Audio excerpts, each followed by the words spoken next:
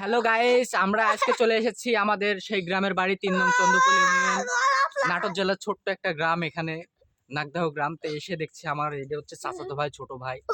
চেহারাটা দেখলে আপনারা বুঝতে পারবেন কত সুন্দর মায়াবী চেহারা। কিন্তু সে পড়ে ক্লাস 2-তে। তার বয়স অনুযায়ী তার এখন ক্লাস 9-এ পড়ার কথা। তার বয়স কিন্তু মেবি 15-16 প্লাস। কিন্তু তার দেখলে আপনারা বুঝতেই পারবেন না।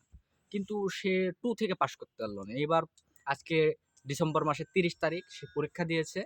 বার্ষিক পরীক্ষা দিয়ে 3টা সাবজেক্টের মধ্যে ক্লাস 2-তে সে 3টার মধ্যে 3টাতে ফেল করেছে। এমনকি সে 10-এর উপরও মার্ক পায়নি। তার চেহারাটা দেখলে বুঝতে পারবেন তার বাড়িতে খাতা, কলম, বই কোনো কিছুর অভাব নেই। কোনো কিছুর অভাব নেই। তার খেলাধুলার কোনো কিছুর অভাব নেই। তার পার ডে পকেট খরচ 150 থেকে 200 টাকা। কিন্তু সে পাস করতে পারলো না। কিন্তু এখানে বসে আছে একটা ছোট্ট বোন। এটা আমারও একটা বোনই, ছোট বোন। তার বয়স কিন্তু 6 বছর হয়নি এখনো। সে কিন্তু 3-তে উঠে গেছে। আর এ 4-এ উঠে গেছে। এ 9-এ উঠে গেছে। কিন্তু এ 2 থেকে 3-তে উঠতে পারছে না 3 বছর যাবত। আরেকজন আছে, স্কুলে 4 জন ফেল করেছে মোট। তাদের মধ্যে এরাই 2 জন। আমারই 2 ভাই। কিছু করার নাই। 4 জনের মধ্যে এরাই 2 জন। এখন এদেরকে নিয়ে চিন্তা ভাবনা করছি, এদেরকে নিয়ে আমরা একটা মুরগির খামার দেবো, পোল্ট্রি মুরগির খামার দিয়ে 2 টাকা কাজে লাগিয়ে দিব। এখন এদেরকে নিয়ে তো কিছু হবে না। এখন আপনারা দোয়া করেন, এরা একটা নতুন ব্যবসাতে লাগতে যাচ্ছে।